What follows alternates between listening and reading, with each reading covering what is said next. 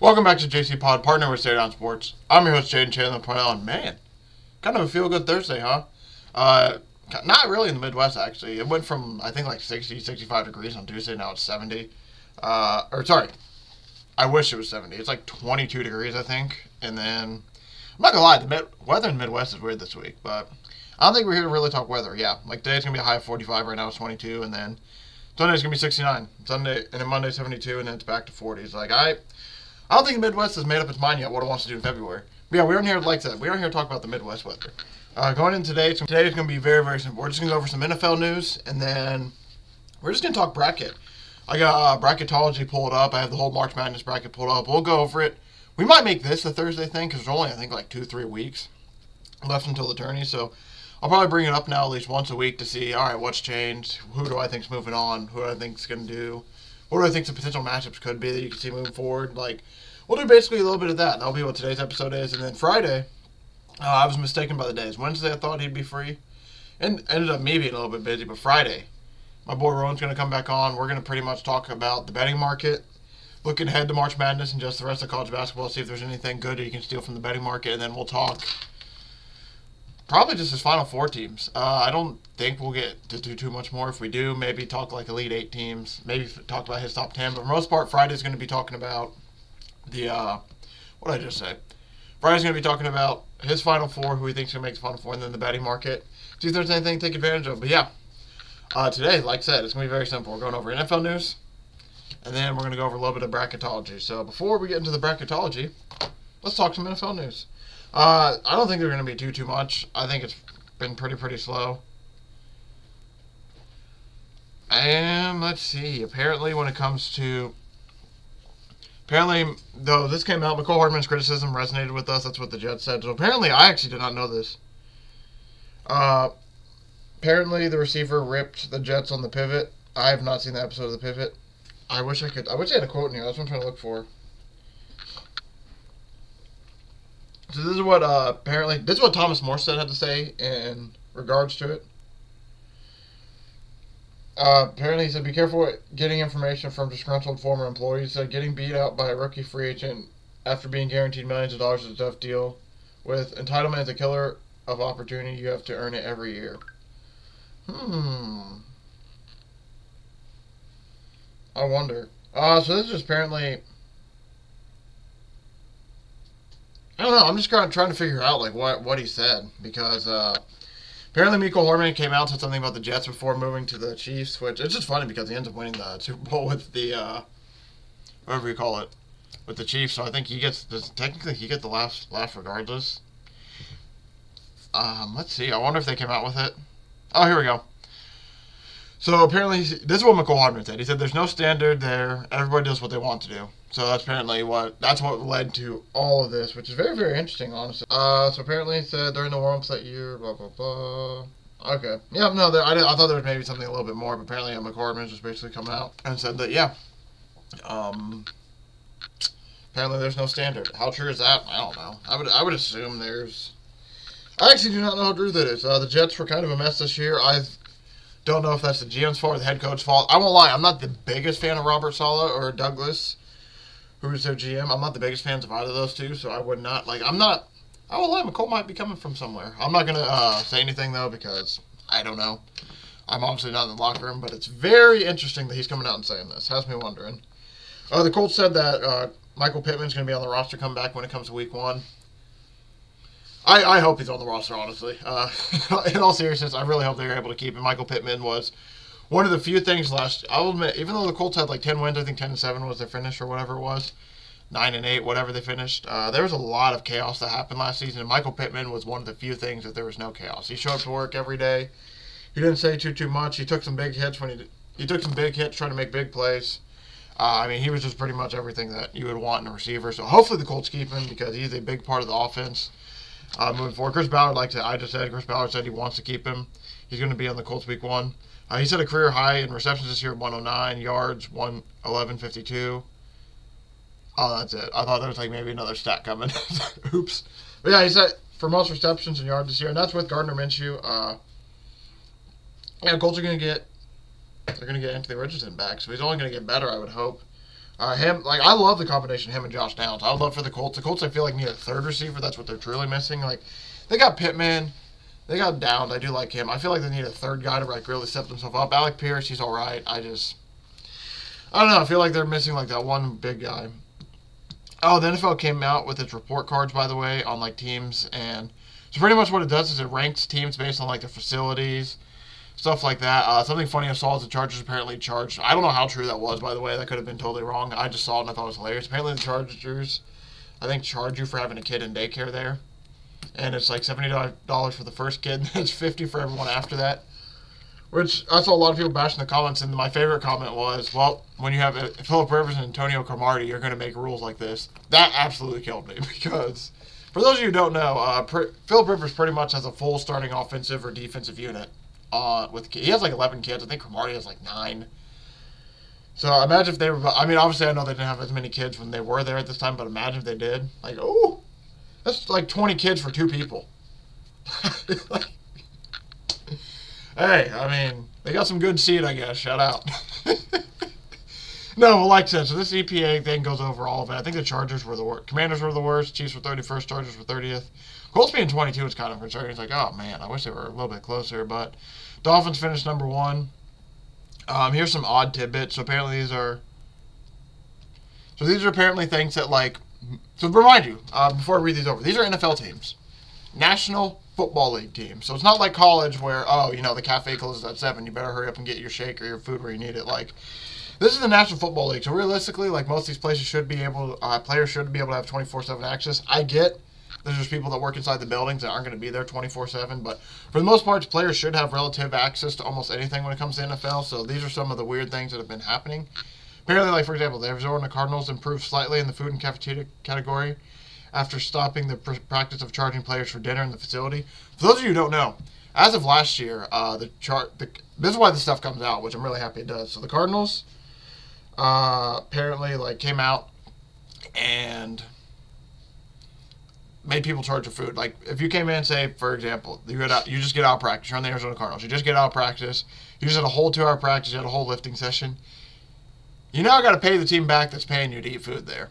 So it's almost like, it's literally like high school, damn near, where it's like, all right, let me go get the lunch line and see how much I owe for all this food, when it's like, they're in the NFL, right?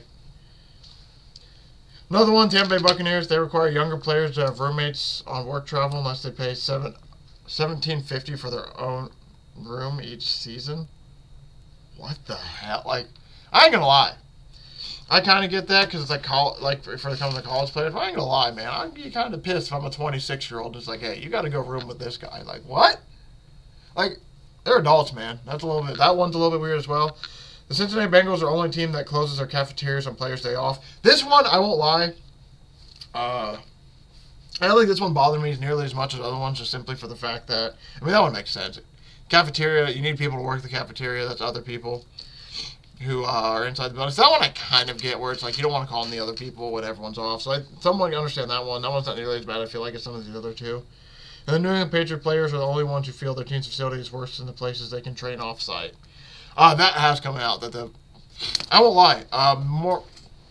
Shout out Bill Simmons for this. I wonder how true it is. I heard him say this on his podcast about. So they were saying that this doc that's coming out for the Patriots makes Bill Belichick look really, really bad. I've not seen it. I haven't watched a second of it, so I have no clue how true this is. That's what he's come out and said. He said that this comes out and makes Bill Belichick look really, really bad. And then you hear some of the stuff that comes out, like over the past 10 years, for example, like how Robert Kraft tried to, like, basically, I think what Bill Simmons was trying to say is Robert Kraft kind of forced himself in to make it like a big three. Like, it was, oh, me, Bill, and Tom, when I think everyone who's a football fan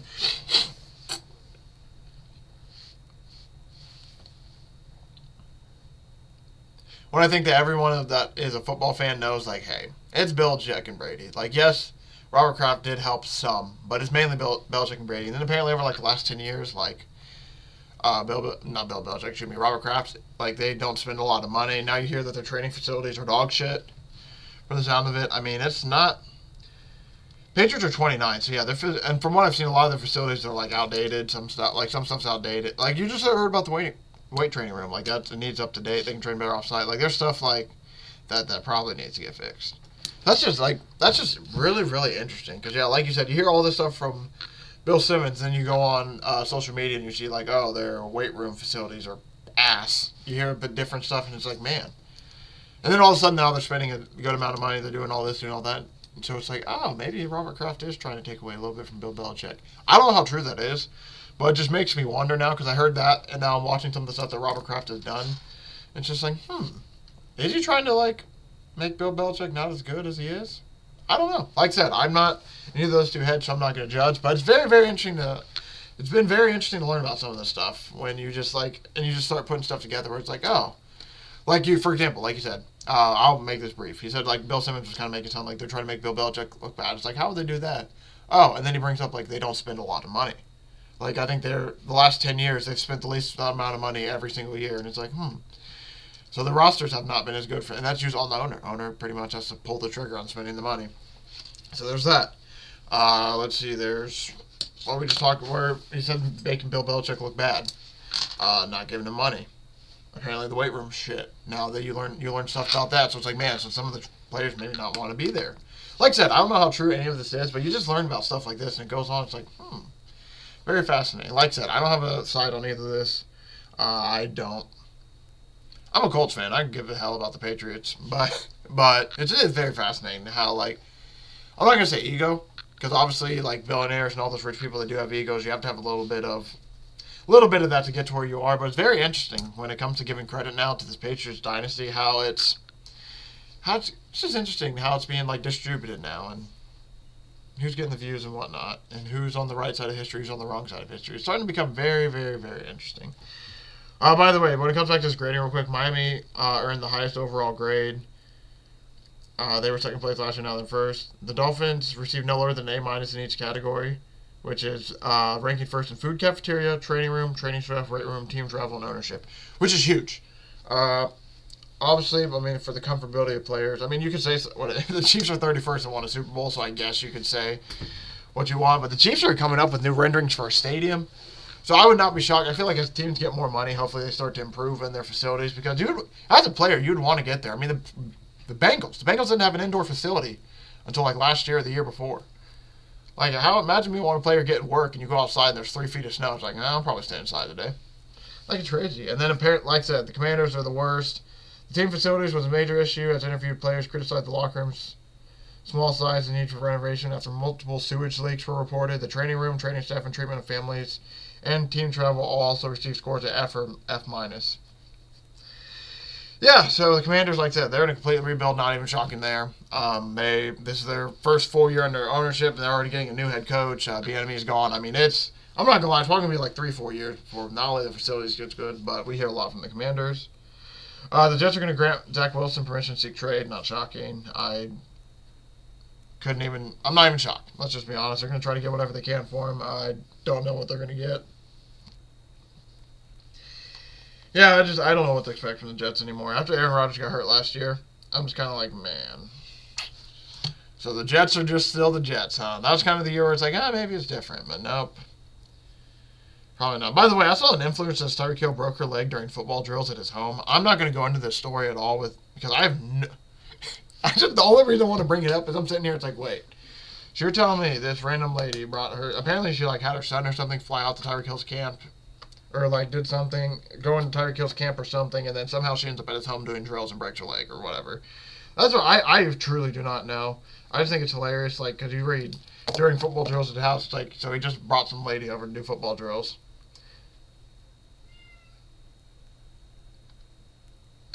I don't get it. Apparently, Hill was humiliated after Hall knocked him backward during a friendly football lesson, and then he violently charged at her with great force and hurt her leg. I don't know. I just think it's hilarious because I imagine it where, they're just doing a ladder drill or something and she ends up fracturing her leg. And I just imagine Tyreek Hill flying this girl out. She thinking, she might get the deed. And little does she know, he set up a ladder. He's like, I just need a partner. Let's go. We're going to do 6 sets. It's just, what? Influencer says Hill broke her leg during football drill at his home. Like, just the way it comes out, man. It's like, oh my God. It does suck, though, for Tyreek Hill. He's surrounded by another situation again. He seems to not being able to get himself out of the news for situations like this. We don't need to go into detail again as well. FedEx and stadium naming rights agreement with the Commanders since 1990. Okay, so like I said, it might take them 3 or 4 years to rebuild. They don't even got a name on the stadium anymore, so they are like fully rebuilding everything. This is wild. MVS got released to save $12 million in cap. That makes sense. Oh, of course, now I see the Jets thing about no standard. So just to repeat it, I feel like there's no established coaching staff there. You just got a new coaching staff that came in, and there's no standard there. Everybody do what they want to do. Granted, the defense is more of a stabilized standard with the coaching staff on that side, but the offense is like, we'll figure it out. It's Aaron's show. Let Aaron do what Aaron does. Then when Aaron goes down, it's like we don't know what to do. I won't lie. I felt like that for a lot of the season, so I actually kind of agree with Mecole Hardman. Felt like, especially for the first half of the season when Aaron Rodgers was gone, and they're just like, oh, we'll throw in Zach Wilson. We'll figure it out. And then it's like, let's actually give Tim Boyle a chance. Let's give Calvin Johnson a chance at quarterback. Actually, let's throw in LaDainian Tomlinson here. Let's throw him back in. Hey, is Johnny Unitas here? Like, it literally felt like they were just throwing in anybody at quarterback, and then like, oh, hey Zach, do you want to start for us again? Actually, I won't lie, it felt like offensively, at least they were all over the place. So I actually kind of do agree with Mecole Hardman there. I mean, yeah, the Jets were just an absolute mess on offense last year. Hurts is going to get better going into 2024. If for those of you who didn't know, I think Jalen Hurts was hurt for most of last year. I would not be shocked the way he played. They just played horrible too. It was really weird. It was a weird fall off for a Super Bowl contending team to like just get I don't want to say embarrassed, but they basically did get embarrassed towards the end of the season where they just go from 10-1 to not being able to win a game or finish a game. It was just beyond weird. McDaniels encouraged the Dolphins will sign Tua to a long-term deal. Ooh, I don't know how good. I don't lie. I'm to the point I don't know how good Tua is. Like he has moments, and then you watch him against the Colts, against the Chiefs, and it's just like, that's interesting.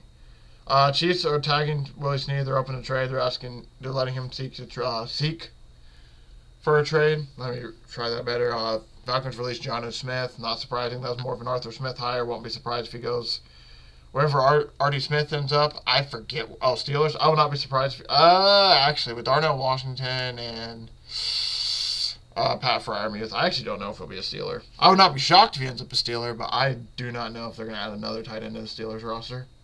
Litch wants to ensure Mike Evans is a Buck for life. I really hope he is because it's one of the lost things in sports. We don't need to get on it too much, but the fact that people don't stay with the same team any longer, and like I get, and like loyalty is not a big thing anymore. It makes me sad, man. Like the days of like Kobe Bryant. Kobe staying with the Lakers his whole career. Like I truly do love shit like that. Like I also get the issue of like you need to. Sometimes it's better to leave. Money's better some areas. Some situations were just horrible from the beginning and they need to get out. Like, I truly do get that, but there is something special to say about athletes who stay with one team for their whole career. And the best part, too, is, like, Mike Evans won a Super Bowl. Like, he technically doesn't need to leave to chase the Super Bowl. If he stays with the Bucs and finishes his legacy there, like, I would say his legacy would be almost greater than if he won another Super Bowl with another team. But obviously, this is my opinion. Some people do not value staying on one team for their whole career like I do. I just think it's truly special, man. If you're able to manage to stay for one team your whole career, like Peyton Manning, man. If Peyton Manning could have got 2 Super Bowls with the Colts and ended as a Colt, that makes him so much more of a legend than does with one with Denver, one with the Colts. But don't get me wrong, Peyton, he'll still be a legend regardless. It's just, man, it could have been truly special if he did it with the Colts. It's just stuff like that. Let's see. Devontae Adams not being traded, Justin Jefferson not being traded. Those two are not shocking at all. Patriots much weaponized offense. That's another thing that I don't think we need shocking at all. That offense was abysmal all last year. Poles is unconcerned about Caleb's desire to play for the Bears, and then Caleb came out and said he'd play for the Bears anyway, so we don't need to get too much into that. Matabike, it seems like is going to end up being franchise tagged by the Ravens. Steve Belichick has come out and said Bill Belichick's probably going to go to TV. I would not be shocked about that, honestly. I think he would fit well on TV for a year. People watch him on TV, listen to what he has to say, and then after the first coach gets fired, he's going to immediately be rumored to be going to that team. And I would not be shocked if that's what's going to end up happening. I think that's what's going to be happening, honestly, is he ends up on TV, and then he's going to be him and Vrabel, they're going to be 2 of the first coaches that are brought up next year when it comes to, like, signing a coach. So look for those 2 names. I would probably say about week 6, week 7, when we start finally hearing some news like, oh, this coach is gone. That's probably when we'll start hearing about Belichick's and the Vrabels. Giants GM backs Jones as QB, hopes to retain Barkley. I'm not going to lie. I don't think the Daniel Jones experience has been... I just don't think Daniel Jones has been That guy. I mean, he hasn't been horrible. He had a really good season 2 years ago, but and he got hurt last year, sadly. And I'm not. He was kind of set up for failure by the Giants, slightly. And he's also had his own failures. So I just think him on the Giants is a whole mess. That's a situation where it's like, maybe you might need to start going somewhere else with your career. Like, don't get me wrong, it'd be cool to see Daniel Jones with the Giants for his whole career because I just mentioned how it's cool, but I don't know how well it's going to work out, honestly. Man. Yeah, the Giants are just... the Giants are just predictable, I feel like. That's going to do it, though. I don't think there's a lot more NFL news. When it comes to college basketball, scores the last 2 days. Missouri, big game last night. Northwestern won, huge one for them. Iowa State had a big win. St. John's, another huge win. St. John's keeps winning. They're going to have a chance to all of a sudden be on the bubble. Make it in. South Carolina with a huge win that knocks Texas A&M to the first 4 out. Seton Hall, big loss to Creighton, which kind of sucked for them and their tournament hopes. And then yesterday, I think yesterday was the last, since we've talked about games since I was on. So we had yesterday, and then, the day before. Dayton, Wisconsin, Indiana. I mean, there's not a lot happening. Houston wins by 12. Syracuse ends up beating Virginia Tech. Kentucky beats Mississippi State on a huge buzzer beater. Pitt falls to Clemson. Man, that sucks. They were covering all game and they lose pretty much, and they lose by 7 in the cover. I'm pretty sure the cover would have been 6.5. That is brutal. BYU beat Kansas. That was a huge one. Notre Dame beats Wake Forest after Wake Forest beats Duke. That one's pretty predictable. I'm not gonna lie. You've seen it a lot this year. Nevada beats Colorado State, by the way, on an insane buzzer beater. But you've seen that a lot this year, where a team gets a huge win especially at home, huge team at home, and then they immediately next game go on the road, and it's not the same. Like, I mean, it's hard to get up again after you just beat Duke. You storm the court. You're all celebrating everything. We aren't going to talk about the injury. Everyone else is doing that. I'm tired of talking about it. You storm the court. You're all excited and everything, and then all of a sudden, next game, you go against Notre Dame. It's like, oh, we should easily beat Notre Dame since we just beat Duke, and then you fall flat on your face. It's been happening a lot lately. It's kind of weird. But yeah, that's it. That's about it for game-wise. News-wise, we don't need to really go into the news. I don't think there's anything crazy I don't think anything too crazy has been happening in college basketball.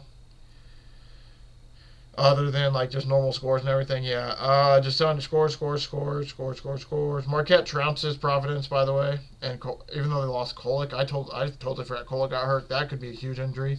I forgot about this Marquette game. I'm not going to lie. They were 11.5. I did want to bet them. Tennessee ends up beating Auburn yesterday. That was a huge one. Illinois ends up beating Minnesota. Bama wins.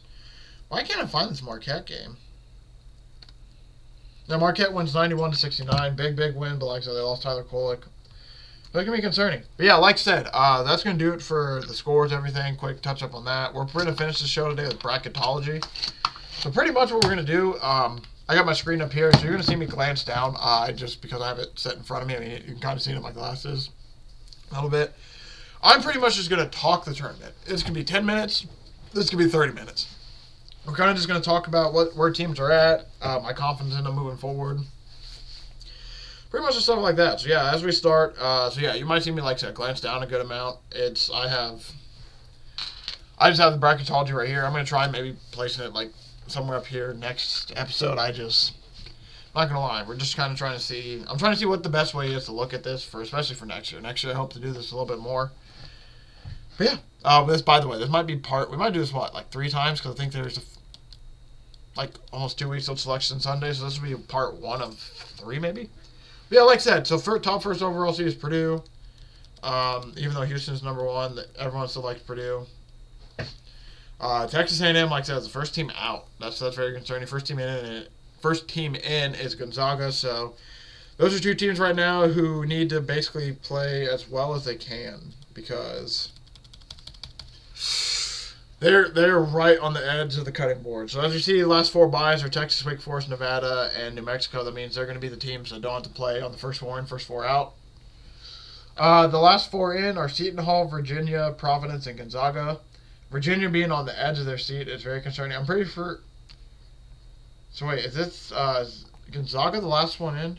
Okay, so Seton Hall has the safest resume, I guess, compared to Virginia and Providence, and Gonzaga's the one that you got to worry about a little bit. Man, I'm not gonna lie to you. I took a little bet on Seton Hall because of Shaheen Holloway and their point guard. I can't think of the point guard's name, but shout out my boy Rowan for reminding me about him. Their point guard is a dog for Seton Hall. I just can't remember everybody's name. So they're gonna be an interesting team to watch. Texas A&M, Villanova, Utah, and Colorado, the first four out, with Texas A&M being the team that has the best chance to get in right now out of all those teams. I would not be shocked if Villanova does as well. Colorado and Utah both right there. Next four out: Butler, Ole Miss, Kansas State, Iowa. Butler, they're probably done. They're on a 5-game losing streak, sadly, so I don't know what they're going to do. Ole Miss and Kansas State, they're on also some rough ends of some streaks, I think. And then Iowa, yeah. I don't know. This ain't the women. They get Caitlin Clark to play for them, maybe. They would stand a chance. But yeah. So with that being said, that means it's Virginia versus Virginia's dropped a little bit too. So now it's Seton Hall, Virginia. So the first this year, we'll read the 16 seeds: Merrimack, Norfolk State, Little Rock, Grambling State. Those would be the two games that I'm trying to think. It's on Wednesday or Thursday before the tournament. These are the games before the tournament where they're pretty much playing to play in. Like Merrimack, Norfolk State, the winner's going to go play Purdue. And then the Little Rock, Grambling State, that winner goes and plays Arizona. So that's the West. So these, one's for the Midwest, one's for the West. Then you got the 11 seed. Seton Hall plays Virginia. Providence plays Gonzaga. Those are going to be Seton Hall, Virginia. That's going to be a good game. If Seton Hall can get over 50 points, they should be able to win that game. Apparently, Virginia's offense is stall locked into 40 right now, where the second they hit 40 points, they just don't know what offense is, and they just can't figure out how to score. I mean, they've back-to-back games with 40. That's where it's like, all right, that's a bit concerning, I ain't going to lie. But yeah, so that's what it looks like for the teams in. So now we're going to go to pretty much the bracket. So we're looking at the Midwest and the East. Those are what I got. So UConn and Purdue are your 2 1 seeds. I would assume they both move on against their 16 seeds. We'll go back to the Midwest now. Boise State versus Florida Atlantic. That's going to be an amazing game. I would assume a Florida Atlantic would move on, but I wouldn't be shocked if Boise wins. Washington State, Samford, 5-12. I'd assume Washington State should be able to handle that one. Baylor versus Vermont. I would assume Baylor would be able to handle Vermont there. And then, so that's an... Ooh, Purdue's in Indy, man. I'm alive. If I can get a ticket, I might have to go to one of these games. That's only like an hour drive-ish away from me. I might have to check out one of these games. Especially if they stay closer to the area. By the way, so we go in the conference, so... Okay, I just want to see. So if we go by conferences, so the Big 12 has 9 teams in, SEC 7, Big 10 6, Mountain West still with 6. Shout out to them. They've had 6 for multiple weeks now. Big East is 5, ACC 5, Pac-12 2, American 2, WCC 2, A10 is 2. Should I just... I might bring up the bracketology next week and put it up here. It might be... I just don't know. I don't want to give like any free publicity or anything. I maybe might print out a bracket and use it as the... I'll for sure do that. When March Madness comes by, I'll try to print out a bracket, use it as the background. I'll even write with it to keep it up to date to talk, because I think that'd be pretty cool. So look for that, potentially. I don't think I'm going to do it while these teams are all shuffling and everything, but while they're not shuffling, or once they're done shuffling, excuse me, I'll probably set up a background of just the March Madness tournament and then have it like that. We'll see, though, because I won't lie, it's a big old sheet, so I'm going to have to figure out how to get it to fit. But yeah, moving back on, so then if you go to the 6 and 11 on the Midwest side, you got Dayton versus the winner of Seton Hall and Virginia. Oh, man, that's going to be a tough game. I like it. Seton Hall and Dayton, honestly, in either of those spots. Virginia, I'm not going to lie. Virginia, I'm just biased because I bet on them like 3 times and scored 40 points all 3 of those times. Lost by 31 of those games, so I just don't... Virginia has the defense for sure. I just don't know what's up with their offense. Just make me concerned. Alabama, I would think, would be able to be a high point. And then Texas Tech and Nevada play, and Marquette, Sam Houston play, I would assume. I think, honestly, Nevada would move on there. I like Marquette and Nevada to move on that side. So then we'll go up top. Actually, so if we'll finish the Midwest. We'll finish each bracket line, and then I'll give you...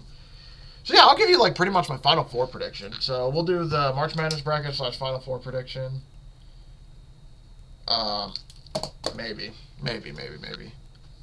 So yeah, like I said, I would hope Purdue could at least make it to the Sweet 16. I would assume, well, I should say Baylor. That's gonna be a really good game, man.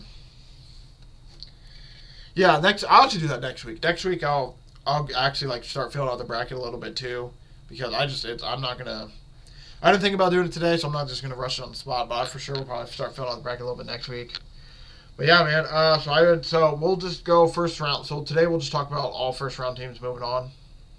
So yeah, like I said, I think Purdue will move on. Florida Atlantic, Washington State, Baylor, Dayton, or Seton Hall. Either one of those two I could see. Alabama, Nevada, Marquette. That's where I like moving on from the Midwest. When it comes to the East, I think UConn should be Eastern Kentucky. No issue there. I think Northwestern has a chance to be Oklahoma. The only issue is their offense has been stagnant. I watched the Northwestern game last night where, oh my God, boy. Those teams, I think, combined for more fouls than shots. At one point, there was 22 fouls, and I think like 7 shots made or something like that. I'll find you the text. I was texting my boy Rowan about it because it was unbelievable, man. I'm sitting here just like, bro, what is going on? Watch this game. Here we go. 17 fouls, 9 made shots. 17 fouls, 9 made shots. And you want to know when that was? Going into halftime. Halftime of the Northwestern Maryland game. 17 fouls, 9 made shots. So that's going to be really concerning when it comes to Northwestern. After you've watched it, shout out Martinelli, though. Martinelli, that boy absolutely went off last night. But there's some games where the offense can struggle, especially like Langborg. If Langborg's out for Northwestern, we saw it last night, the offense can get a bit sketchy.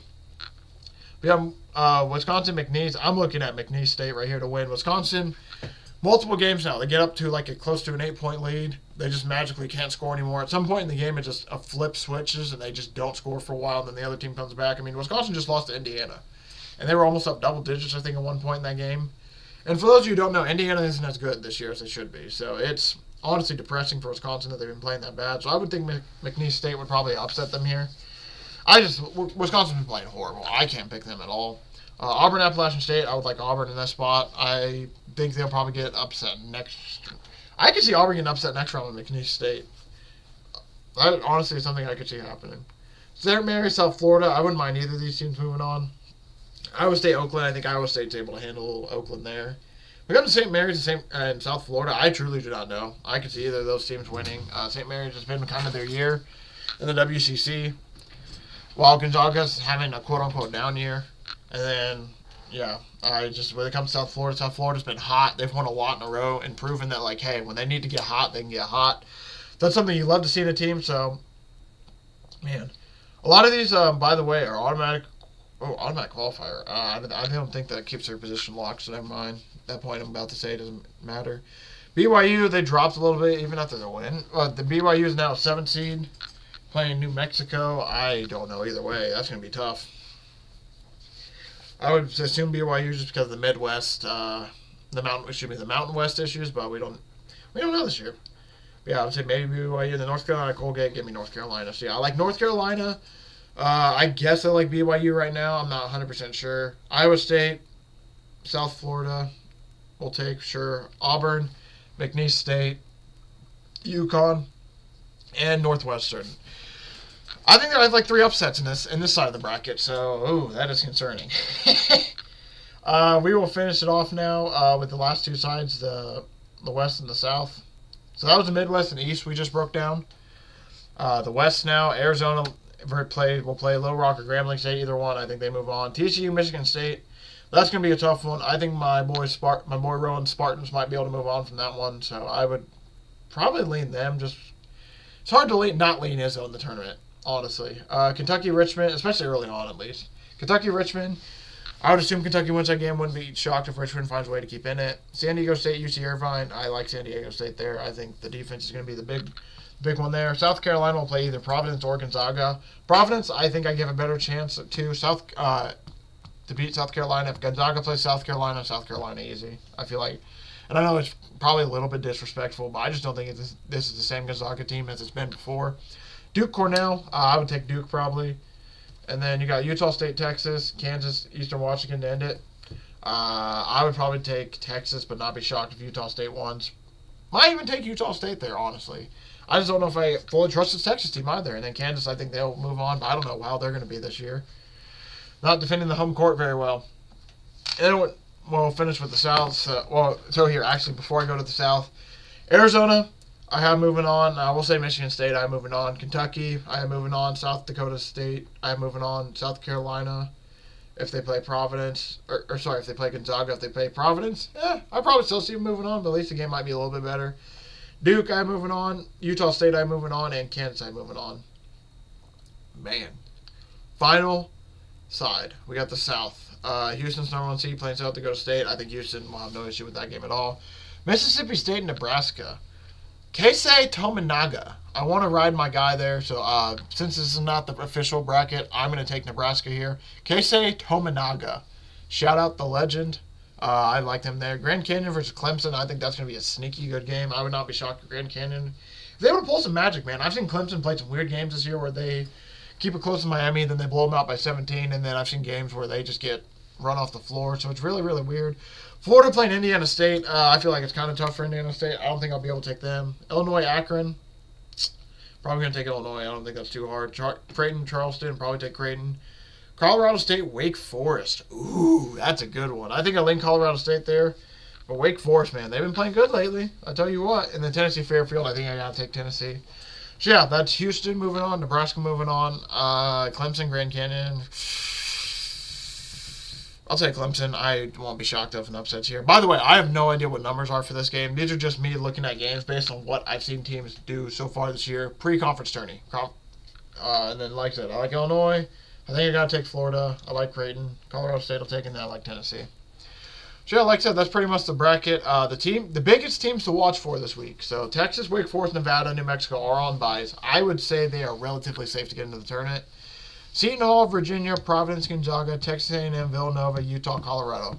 These are the 8 teams that we could see flip-flopping the most. Butler, Ole Miss, Kansas State, and Iowa are the next 4 out. They have a little bit of a harder road to get there, especially if Butler's in the lead, and I've seen watch Butler now lose, I think, 5 games in a row. That's going to be really hard to get in. So Gonzaga, Providence, Virginia, Seton Hall, Texas A&M, Villanova, Utah, Colorado. Those are going to be the 8 teams that we're going to have to watch for, because it seems like they're going to probably be juggling around a little bit in spots. One of these spots are probably going to end up being, I think 2 of these spots are actually in the last 4 in playing. Oh, actually, I lied. So the last 4 in, I forgot the last 4 in play each other. I'm stupid. Yeah, I don't know why I didn't put 2 and 2 together right there. I totally forgot that was a thing. So yeah, we could see these, we could see any combination of these 8 teams playing each other here in the next 2 weeks. I'm excited, man. This is really awesome. It's unbelievable. March Madness is literally already here. I just talked about a bracket. This is going to be official in about 2 weeks. This was updated. Yes, this hasn't been updated in 2 days, by the way, since I looked at it. So there could be some small changes. I don't think any of these teams have lost too crazy. Kansas might be the only one, but from Selection Sunday is March 17th. So we got about 17 days. Man, it's insane. Thank y'all for watching. Thank you for the support. I really do appreciate it. Today's probably going to end up being naturally smaller. There just wasn't too much to talk about news-wise. I guess I could actually preview, before I get out of here, I'll actually preview some games going on this weekend. See if there's any big games we need to watch out for. Today, I don't think it's too big of a night. Nebraska, Ohio State, Nebraska playing for a tournament bid. Memphis needs some help to get into the tournament from what they're doing, so that might be something to potentially look at. Michigan, Rutgers won't matter too much. Grand Canyon plays tonight, 23-point favorites. Yeah, so I don't think there's a lot of there's not a lot of tournament teams on the bubble or on the edge playing. Gonzaga plays tonight, 3-point favorites over San Francisco. That's going to be huge. That's actually going to be a pretty big game. St. Mary's plays against Pepperdine, 15-point favorites. But I'd say the biggest game tonight is a Gonzaga game. Gonzaga needs that win to, because they're on the border of they are the literal last team in. They absolute last team in is Gonzaga, so they need to probably get some room between them and the more last teams in. They need to move up the poll a little bit. When it comes to Friday I think is actually even more dead than Thursday. I think they're basically calming down some of these games. Dayton plays Loyola, and then Air Force plays Utah State. Those are probably, I think, the only 2 tournament games that matter. Nevada has a game against Fresno State, but they should be able to handle them. Yeah, I think a lot of these games are kind of I think we're dying down a little bit. A lot of these teams, there's not too many good games left. Michigan State, Purdue, that's going to be a really good one on Saturday. Florida, South Carolina, that's a good game. Baylor, Kansas, oh my God. They saved all the good games for Saturday. Yeah, no, I think a lot of these games are on Saturday. Illinois plays Wisconsin. Those are 2 tournament teams to watch out for. Kentucky plays Arkansas. Arizona plays Oregon. That, I think, is a tournament team to... Is Oregon even in the tournament? I actually don't know if I read their team. Marquette plays Creighton. That's going to be a massive, massive game. Right there. South Florida plays Charlotte. Big game for them. Auburn plays Mississippi State. Semi-big game. North Carolina plays NC State. Got to handle business. Iowa State plays UCF. Got to handle business. Iowa plays Northwestern. That could be a potentially big game for Iowa if they can win that. If they win that, that's beating a team in the tournament, so that adds a little bit to their, whatever you call it, I guess resume. That's the word I was looking for. Duke plays Virginia. That's going to be a big one for Duke. Washington State plays UCLA. San Francisco plays Santa Clara later, so they can beat Gonzaga. That might maybe be able to make them flip spots. I have no idea where San Francisco's at in the tourney. Houston plays Oklahoma. That should be good. TCU BYU is a good one. Gonzaga St. Mary's is going to be a great game. Gonzaga has a chance here. If Gonzaga can win the next 2 games, they probably set themselves up really nice to be. Now, they're probably one of the last 4 byes, potentially, if they're not the last 4 in. So I think they have a really, really big chance here. Then Sunday, Seton Hall, Connecticut. That's a big game for Seton Hall if they can win that. If they can win that, they're probably a lock to make the tournament. Indiana State plays Murray State. They need that win bad. And Colorado plays Stanford. Those are probably the games you want to be looking forward to. Because, yeah, those are going to be all the games that are happening this weekend that have some tournament drama to them or have something to do with the tournament. But thank y'all for watching. Thank you for all the support. I really do appreciate it. We'll be back on this feed Friday. So Friday, Friday morning, about 8 a.m. my time, 8:30, somewhere around there. We're going to go on Captain By Hook with the Red Beard. We're going to be, I don't know what we're going to talk about yet. He hasn't hit me up. I'm assuming we're going back on this week. We didn't end up last week. He's a little busy. I think we're back this week, so we got that. And then Friday night on my feed, I'm going to have my boy Rowan on. We're going to talk March Madness futures. So we're going to talk the betting market, pretty much of what's happening there. And then we're going to talk about the teams that he likes to make the Final Four. Maybe the Elite Eight if we have a lot of time. But thank you all for watching. Thank you for all the support. I really do appreciate it. It's been a fun week. Look forward to what's going to happen next week because we're that much closer to the madness beginning. And, man, this is the last day. Happy leap year, by the way. This is a leap year, February 29th. Tomorrow's March 1st, man. So we're officially into the madness. So thanks y'all for watching. Thank y'all for the support. I'll see everyone in this feed on tomorrow. And then after that, I'll see everyone back on Tuesday.